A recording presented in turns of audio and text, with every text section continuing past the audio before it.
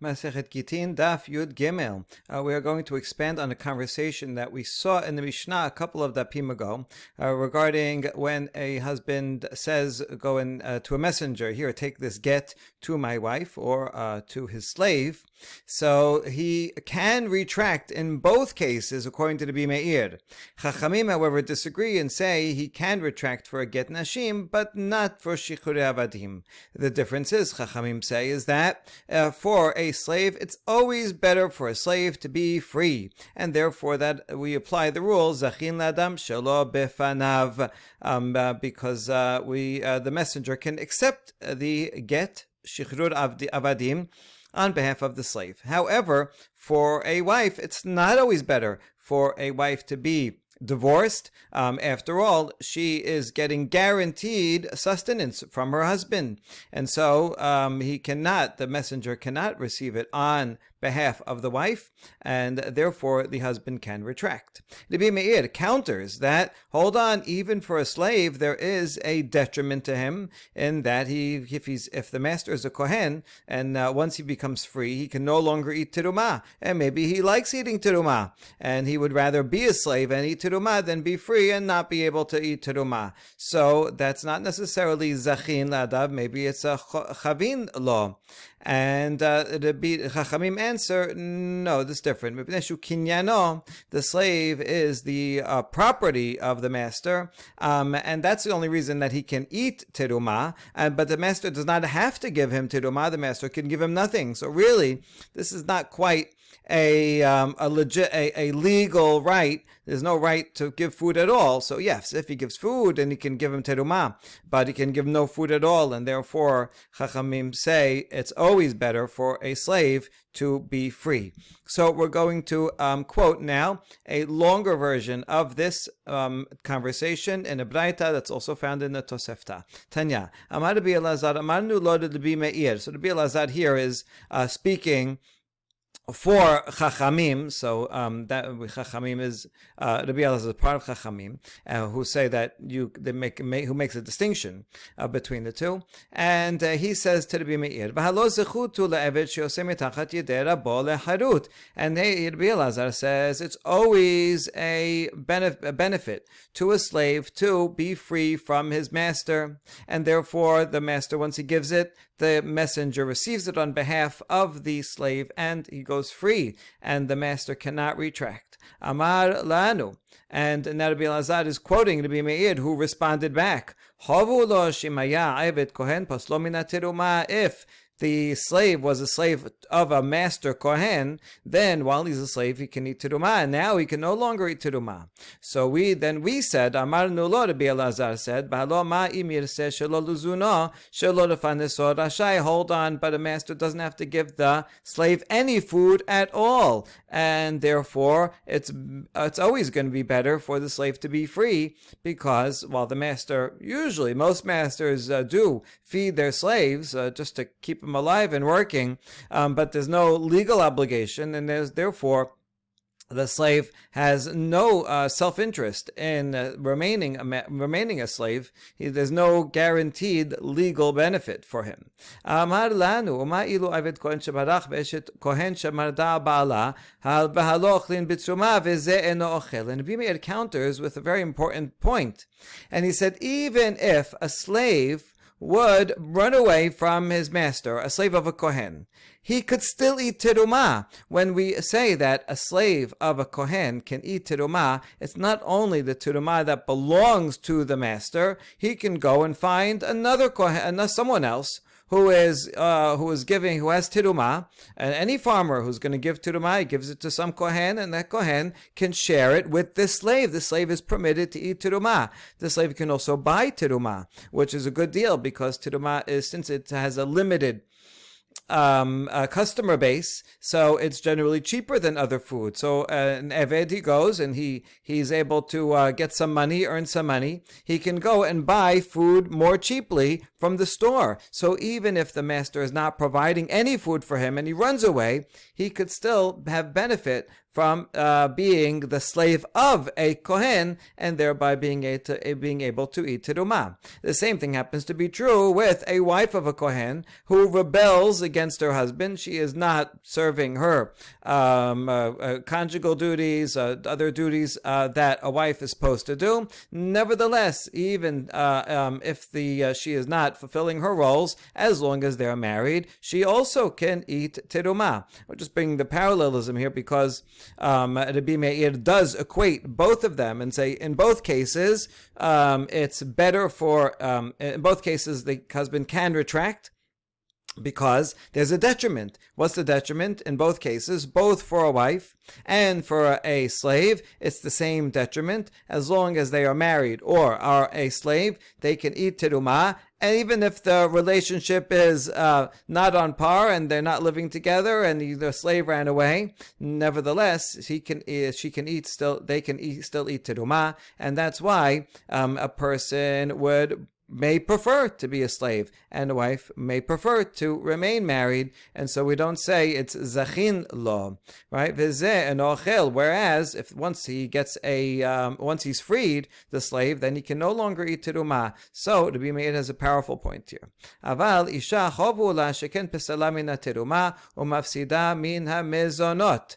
This line has to be read as the Chachamim now responding, and it says, no, but it's different for a slave and a wife. For a wife, it's definitely, it can be detrimental for her to be divorced, because not only does she no longer eat terumah, also she loses out her guaranteed sustenance. And so that's why it could be a wife may want to remain married, and that's why the messenger cannot receive it on her behalf. But that's different from a slave where he does not lose mizanot. Okay, but you see that it doesn't answer the point about terumah. Okay, that's the end of the Braita, and now Gemara is going to expand on the Braita, which expands on the Mishnah. What did the rabbi say to Rabbi Meir, and what did he respond? Hachi kama lehu.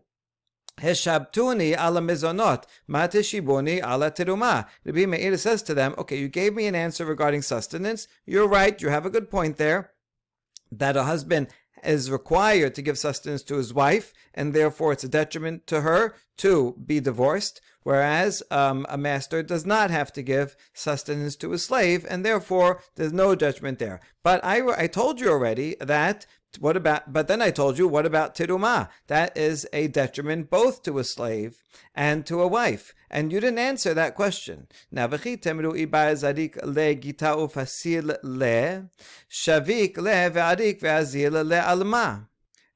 you, Chachamim, say that the messenger accepting the document is and does not a detriment to the slave, because, after all, the master can at any point just go and throw a document of a get, a shichurei avadim, to the slave, and he will discard him and make him ineligible to eat terumah. In other words, the right of the slave to eat terumah is not guaranteed, just like the food is not guaranteed. A master can feed his slave, and he wants to, he doesn't have to. So also the master can allow him to eat terumah, and at any point the master can go and throw a get near him, and then he won't be able to eat terumah. So neither of those rights are guaranteed, and therefore it would be better for the slave to just go to be free. But I'll answer to that. Rabbi Meir says, wait, a slave does have a way to guarantee that he can continue to eat terumah by escaping and running away to somewhere else in the world. You see, the master, in order to free the slave, has to actually hand over the get to him or near him, right, in some way. If the slave runs away and you can't find him, then he can keep his right to eat terumah wherever he is. And so it is, in fact, a kind of a guaranteed right, Rabbi Meir says. And further, Rabbi Meir adds, "Ma'ilu eved kohen shebadach v'eshet kohen shemada ba'alav halo ochlim b'truma v'zeh eno ochel." And what would be the case of a slave of a kohen who runs away, or indeed the wife of a kohen who rebels against her husband? They continue to eat teruma. So now you see we filled in some language there to explain why is Rabbi Meir talking about a slave that runs away. Oh, because he is responding to a potential answer of Chachamim. Chachamim could say, wait, the right to Teruma is not guaranteed. The master can always just throw a get towards him and make him no longer a slave. And so Rabbi Meir says, no, the slave can run away and that way guarantee his right to eat teruma.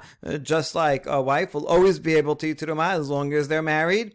Whereas a slave who is freed cannot eat teruma, and therefore the slave could go to the messenger and say, will you accept it on my behalf? I never wanted to be free. I want to eat teruma. And I can guarantee that I always eat teruma. I can't guarantee that my master will always give me food. He doesn't have a legal right to do that, but I have a guaranteed legal right to eat teruma always.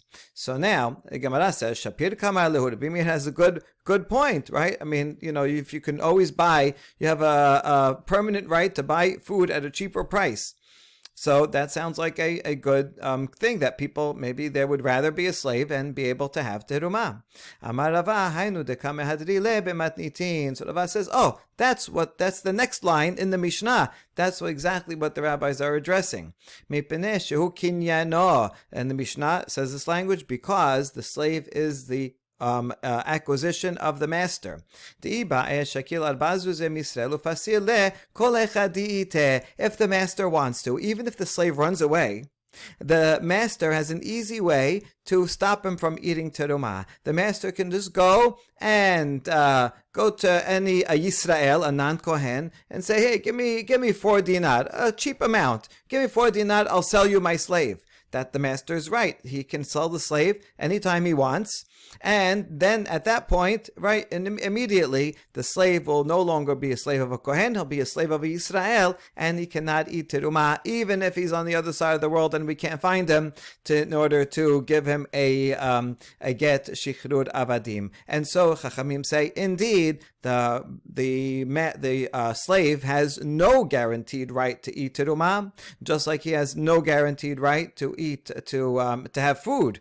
The master cannot give him food, and the master can sell him for a cheap price to a Yisrael, and therefore there is no legally guaranteed benefit for the slave to remain a slave, and that's why, according to Chamim, any slave would rather go free, whereas a wife does have a guaranteed legal obligation from the husband to feed her, and she can always eat teruma. The husband can't pass her off to another man who's not a Kohen, and so that's an important distinction. So now a question to the Rabbi Meir. Your argument makes sense if it's an Eved of a Kohen, of a master who's a Kohen. Then there's a benefit for him remaining a slave. But what if he is a slave to a Yisrael? Then what would you say? What benefit is there? Oh,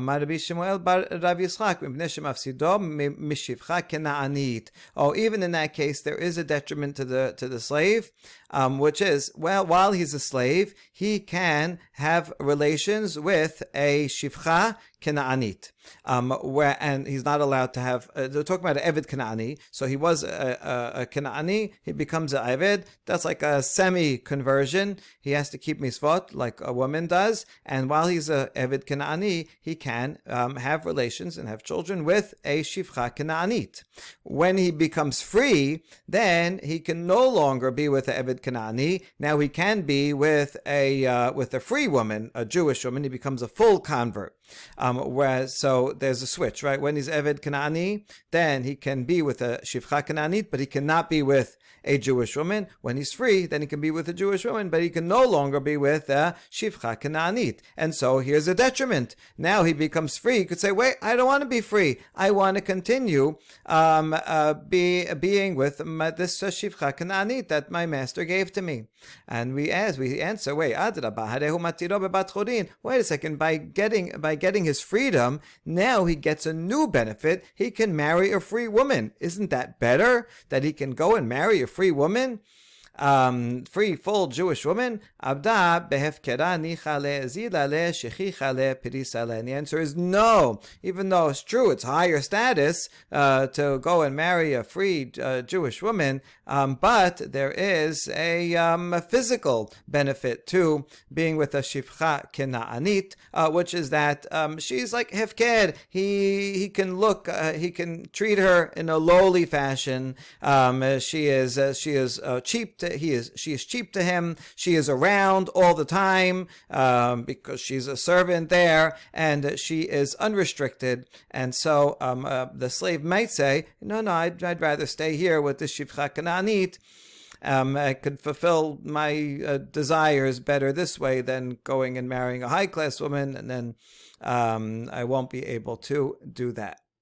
Okay, and so that's all to be meir saying. That's why even if it's not a teruma issue, if it's Eved Avi Yisrael, still someone Eved might say, I'd rather be Eved. And in my current situation with the Shifra Kananit, and that's why according to the Bimeir, the messenger cannot receive the get Shichrir Avadim on behalf of the slave. All right, next Mishnah. Omer tenu get ze ishti, shta shichrur ze avdi, umet lo yitenu la'achar mita. Someone, we're going to talk about what case is. Is he sick? Is he healthy?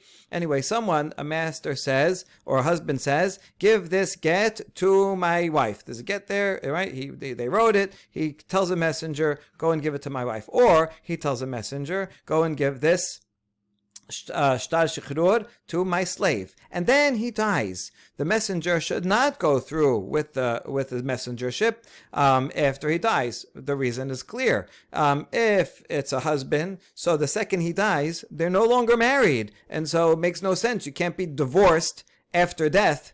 They're not divorced until till the messenger hands it to the wife. So there's no point in giving it to him after. And if he's a master, well, the master can free his slave. But if once he dies, he no longer owns the slave, then it goes to his inheritors, and then the inheritors have to decide if they want to free him or don't want to free him. But this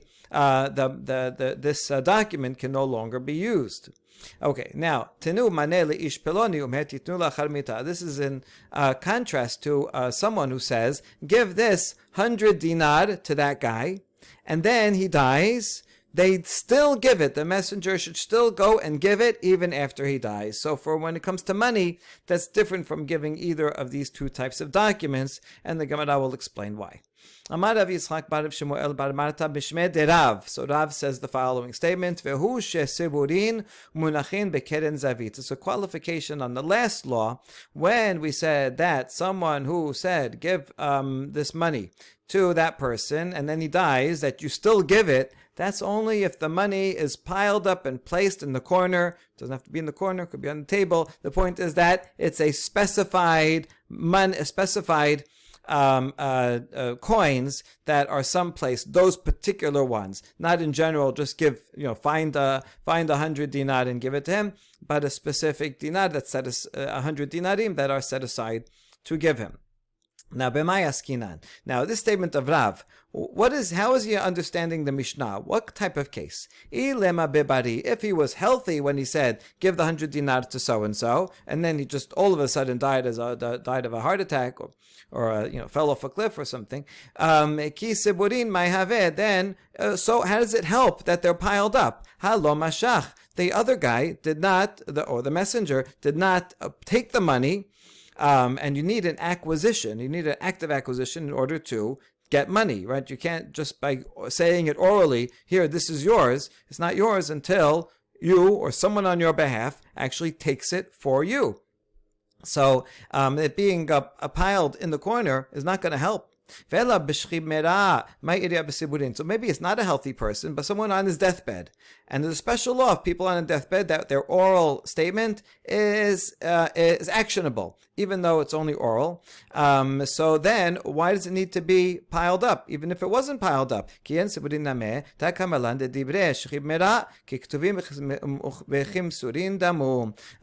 if it's not piled up, because we have a law, special law that the rabbis made, that someone who says something on their deathbed, even their oral statement, is considered as if it was a written statement that was delivered. The reason the rabbis do that is because someone on his deathbed, they're thinking about all kinds of things that they have to do before I die, and we want the person to be, his mind to be at rest, that he took care of all his needs, he set his affairs in order before he died. And so we know that he means it because he's on his deathbed, so we take those words very seriously. We treat them as if they were written. And if they're written, so then if they were written, then yes, you can execute it. It's like it's already executed. But then it doesn't need to be piled up, even if it was find some money in the house somewhere in the bank, and they would find money and give it. So what case was Rav talking about that would make a distinction that only if it's piled in the corner, then you give it, but otherwise not? And so we're going to have two answers to this. Amar Rav Zavid, Le'olam bebari. It is in fact talking about a healthy person. Ucht Rav Huna Amar Rav.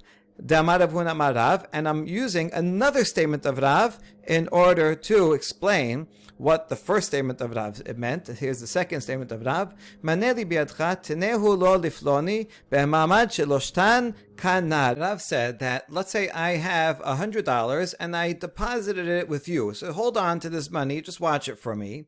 And then I come to you later and I say, listen, I have my plumber here, right? And I owe him $100. So you know what? You're holding $100 for me. Instead of giving it to me, just give it to the plumber. And let's say all three of us are present, right? I'm here, the plumber is here, you're here. And I say, okay, you're going to give this to the plumber, you're going to receive that, so you'll be paid. And everybody understands that. If you do that, Be'mad sheloshtan, all three are there. Kana, the acquisition goes through, even if the plumber doesn't actually pick up the money yet, or there's no physical transfer. Just by saying those words orally in front of those three people. Remember, this is going to be called Be'mad sheloshtan. It's going to come up again and again. That is an acquisition, and it's as if the money is already transferred, so that the plumber, I could tell him, you're already paid, right? He's just holding your money for you. It transfers just by talking. Instead of holding my money, now you're holding the plumber's money. And so that Rav Zavid says that's what we're talking about here in the Mishnah. And that's what Rav was commenting on. In the Mishnah said, an oral statement by a healthy person. That works. What do you mean it's only an oral statement? Rav said that's if it's piled up. What does he mean when he said piled in the corner? He means it's talking about specific money that's being held by a third party. And I say in front of all three people, that money I want you to give to him. So that's how it works. That's what the Mishnah is talking about.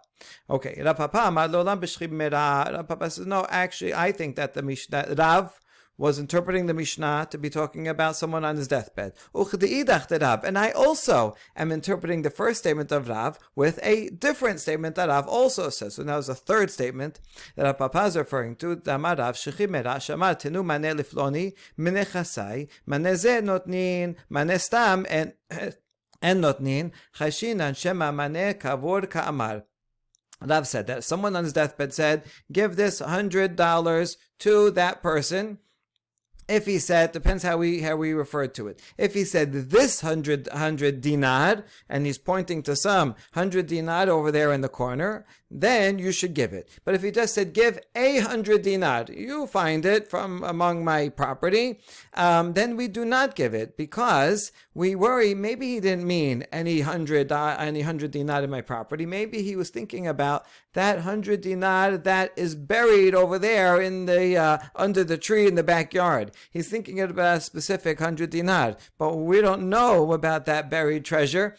And so therefore, We can't just go and take any other money and give it to that third party, because maybe he was referring to something specific that we don't know about. If on the other end he said this 100 dinar right here, in that corner, then we know he was referring to that, and you can give it. So even for a shchib mera, even though we treat it like a written document, and we're going to go ahead with it, he gave us the right to do so, but it has to be clear that he means a particular amount of money, and which particular amount of money it is. If he leaves it open, then maybe he doesn't. Maybe he wants a particular type of money that we don't know about, and that's why you don't give it. And that explains why Rav said about our Mishnah, when a shechib mera says, here, take this money, we give it, that's only if it's specific money that we see here. Whereas if it's not a specific pile of money that is in front of us, then we do not give it. So those are two interpretations. Now, in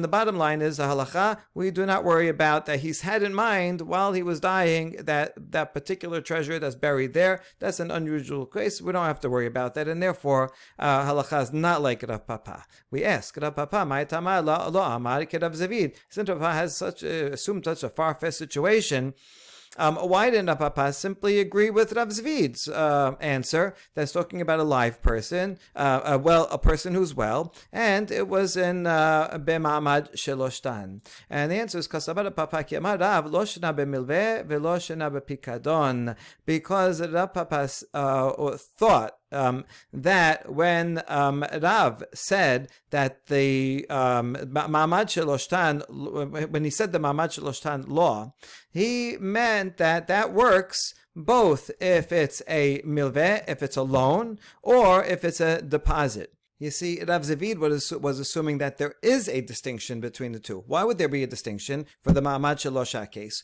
Well, if it's a deposit that you're holding for me, so here's the money right there. It's really mine, but you're holding it for me. So then I have a right to say, listen, instead of giving it to me, give it to him. And so just saying that transfers the ownership of this here, and everybody's there present, and they're all okay with it. So then you can do that transfer orally.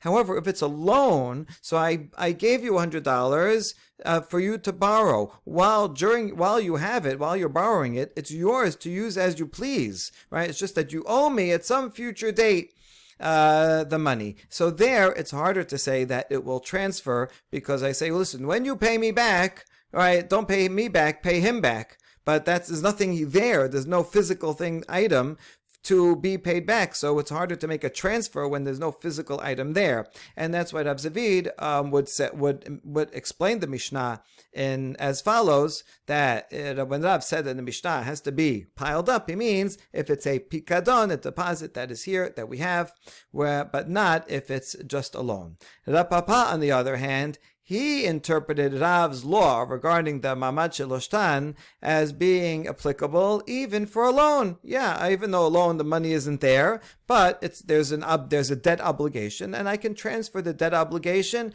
even orally.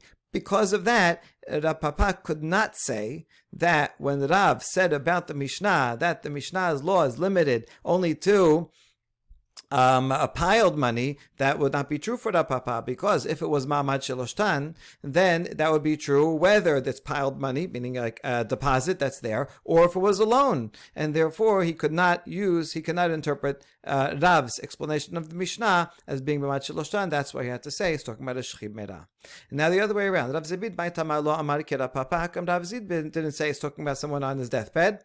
And it has to be that it's there. We see the money. Otherwise, maybe he's referring to some money that's buried we don't know about. And the answer is no. He said it's impossible to interpret this Mishnah as referring to someone on his deathbed. Mimai, why not? Rav Zavid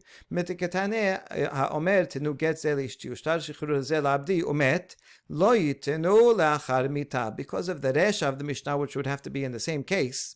And there it says a person, if you say it's on his deathbed, says give this get or this shichrur avadim, and then he dies, you do not give it. Now, Tama demet Ha mechayim notnin. So it sounds like the only reason why you don't give is because now he's dead. There's no point in giving these things after he's dead. But if he were alive, then you would give it. And ta'amat ta'amar tenu, right? In the Mishnah, the language of Mishnah, he says the words tenu.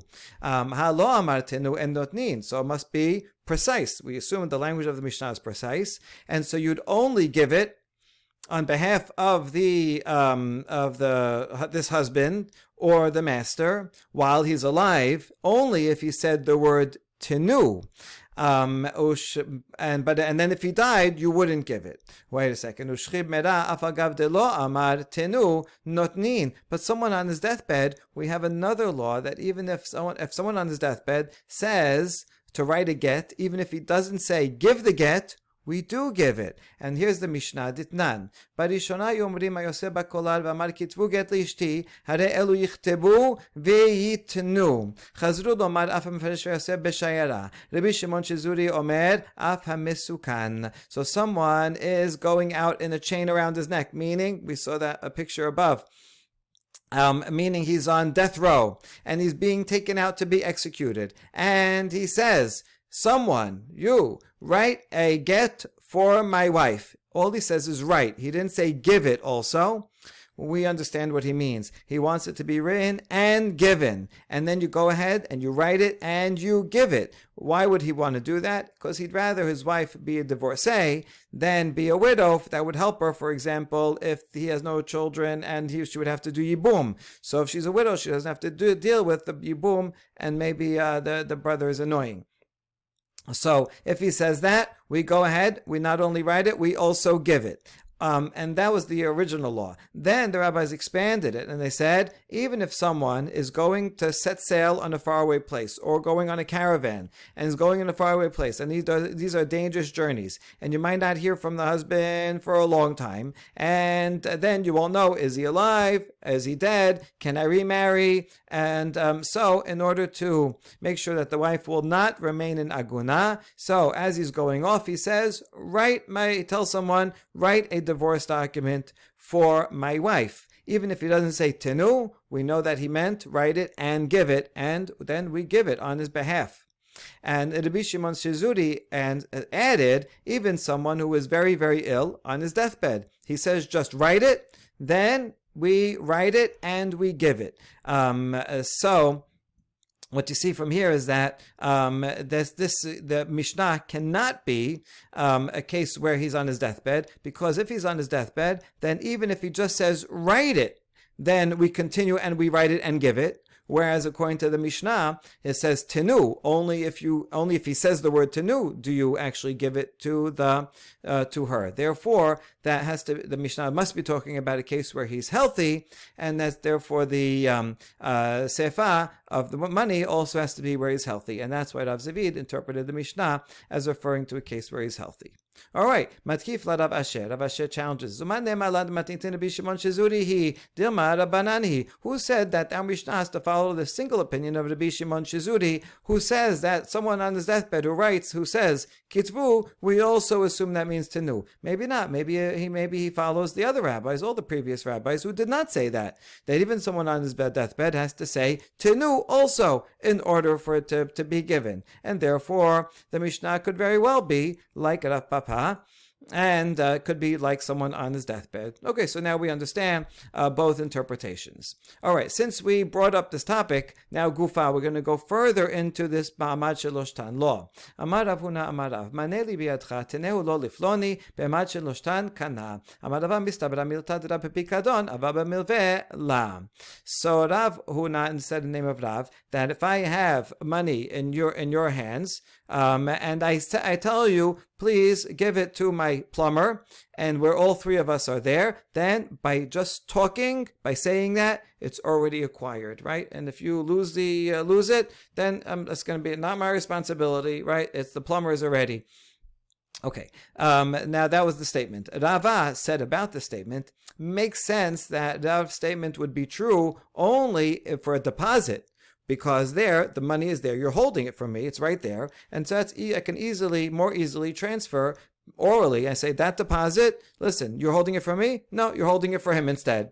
Whereas if it's a loan, so a loan doesn't exist. I gave you money, you went and spent it, you have it, it's yours to use as you wish until you pay it back. So it doesn't actually exist. So how can I cause that to transfer over to someone else just by words? So Rava says, that's the interpretation that would make sense to me, logically. But then Rava adds, V'Elohim amar Rav afilu b'milveh. But Rava says, I actually heard Rav say, clarifying his statement, and he says, Elohim, he's swearing that he's heard this, that Rav said, this ma'amad sheloshtan, law applies even with a loan, right? So Rava is just exclaiming, makes sense to me, I understand the mechanism regarding a pikadon.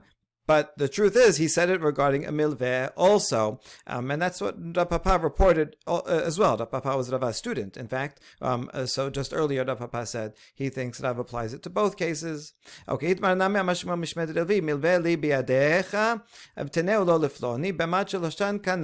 we have yet another statement by Shemuel in the name of Levi, Shemuel is Rav's colleague. And where, if I say, oh, you have a loan that you owe to me, outstanding loan, you know what, don't pay me back, pay my plumber back, and all three of us are there, then that works. So we see now both Rav and Shemuel, name of Levi, agree that it works even with a loan. So we're going to have to analyze by what mechanism can I transfer a loan just by words. Tamamai. Amar Memar nasa keomer lo bishat matan maot sha'badna lach ledidach ulchol de'atu mehamatach. Memar explains that when the borrower says to the lender at the time of giving the money, the borrower receives the loan, the borrower says, listen, I'm beholden to you, I'm going to have to pay you back.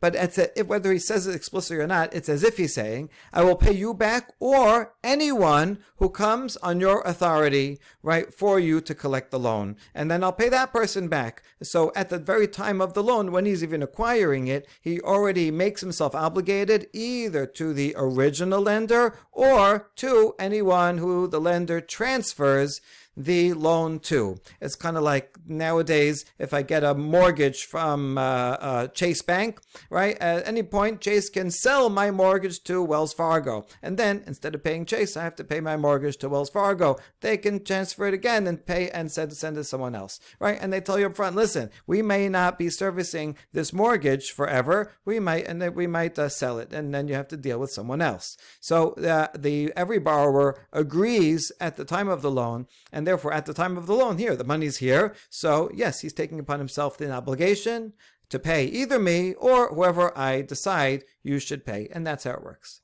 So Rav Asher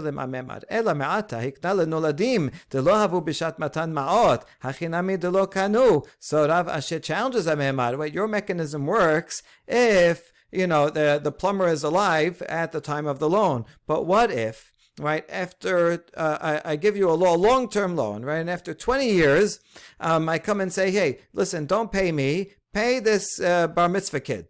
Now, this bar mitzvah kid was, I want to give him a gift. This bar mitzvah kid was not alive at the time of the loan. So when you took the loan, there's no way you could have said, I will pay back you or anyone who you want me to. But that person was not yet alive. So you can't make yourself obligated to a person who's not yet alive. Because even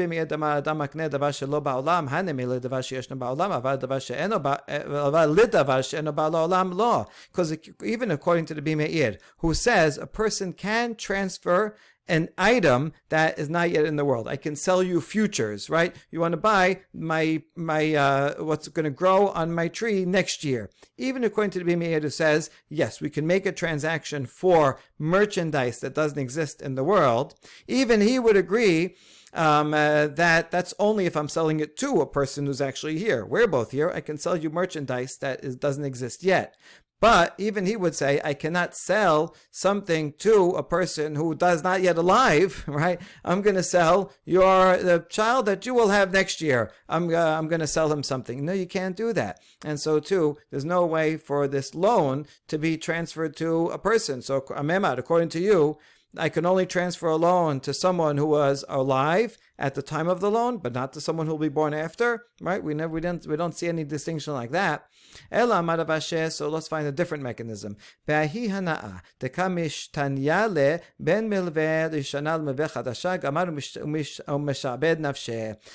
the mechanism. For that benefit that the borrower receives from replacing an old debt to a new debt, he says, I will pledge myself. In other words, from the borrower's perspective, he has this loan out from me for, a year or two. And he keeps pushing it off. He says, I'll pay you next month. I'll pay you next week. Right? And I'm getting upset with him because I want him to pay back. And now I say, listen, don't pay me, pay the plumber. So now the borrower says, oh, great. Listen, I need more time anyway. And I'm just starting a new relationship with the plumber. So now I'll be able to extend time. I'll tell the plumber, listen, I just need a month. And he can start the process all over again.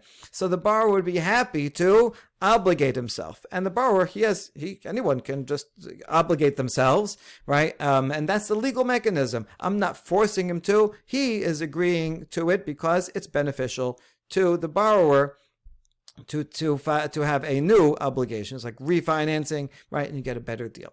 Amar huna mor bere de Rav Nechemia Rav Asher. Elamata kigon hane de bal el yashib techafte v'shakle le'altar hachiname de la kanu. Says, hold on. If you're going to use that mechanism, that you'd rather have a new loan, right? They ask Rav Asher, what about a case of these children of Bal El Yashiv?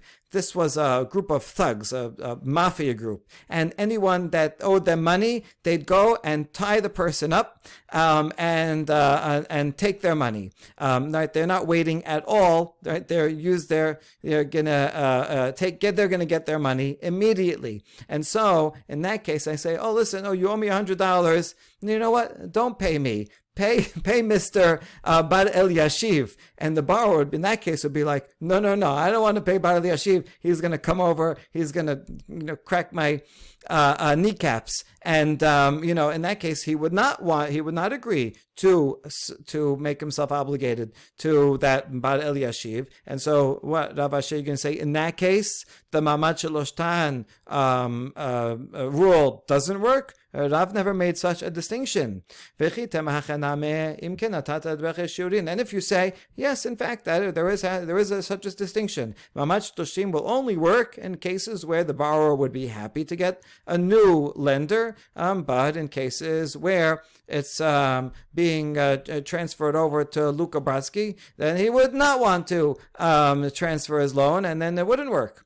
But then you're making your words based on circumstance. And the rabbis, whenever they make a rule, right, you make a rule across the board. You can't say, oh, you have to, you don't have to, right? You have to, once you make a rule, it has to apply evenly, because you can't make a legal system where, it's going to apply in this case but not in that case. That will be confusing. So we abandon that, and now we have a new mechanism for how Ma'amad Shaloshtan can work in the case of a loan. Mozutra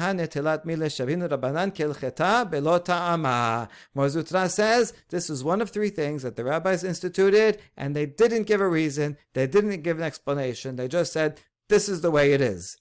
And this is one of them, right? It's kind of like a hilchata, kind of like a halacha Sinai. It's just that's the law, and stop asking questions about it. In fact, it could be through one of the mechanisms we said before, but then the rabbi said, listen, we're going to make it happen even where the mechanism doesn't apply, because they have the right to do that. They could say hefker betin hefker, so they're just making a rule across the board. It's very convenient. It's good for the economy to be able to. It's like a third-party check. For people to be able to transfer loans to someone else. And so the rabbi just said, listen, it works, and stop asking questions about the mechanism. And what are the other two? If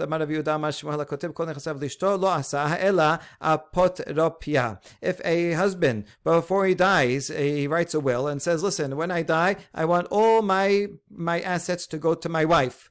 which is the modern law today, that when someone dies, everything goes to his wife. But in halacha, it's supposed to go to his children. That's the Torah law of inheriting. So let's say let's say he has small kids. So what are the small kids? They're not going to run the farm. So he says, I want my wife to own everything. Well, the rabbis say, we don't follow his word to the letter. Rather, we make her only a steward, that she just takes care of the estate, like a court-appointed apotropos, steward might take care of it until they're grown, and then when the kids are grown, then they take over ownership. And so we say that, sorry, a husband, even though you wrote that I'm going to give all my property to my wife and she should own it, we don't follow that through, and we actually give it to the kids once they're older. Ve'idach damar Rav Chananya hamesi isha libno gadol babayit kena'o. And the third rule that the rabbi said, just declared, even though there's no legal what's the legal mechanism? Or if when the husband died, he said, I want to go to my wife. What's the legal mechanism for the rabbis to say, no, she's only a steward, it goes to the sons? Right? There's no legal mechanism, but that's the rule. That's the way the rabbis thought it should be. And the third one is when a father marries off his oldest son to a wife in a house. The son acquires that house. So they would do this. They wouldn't get married in a hall. They would get a house, and so presumably it's not the house that the father himself is living in, right? That he's nice enough to host the wedding, and then after the wedding says, "Okay, Dad, bye." We're talking about, most of the commentaries explain, a house that was built for the purpose of the wedding, or acquired or bought for the purpose of the wedding. They have the wedding there, and even though the father never transferred a deed, and the son never paid for the house, the rabbis say, this is the assumption, right? You made the house for the wedding, and this is your oldest son. The son gets to keep the house. You can understand this today. There are some people that spend the amount of money on a wedding that would be equivalent, that you could buy a house with it. And so too then, that's the idea. I'm making a wedding for you. I'm setting you up, not just making a party. I'm setting you up so that you have a home that you can live in. And so this is a legal acquisition, even though they don't go through the normal legal mechanisms. And this is the third halacha that the rabbis established, even without giving an explanation for the legal mechanism. Baruch Adonai leolam, amen ve'amen.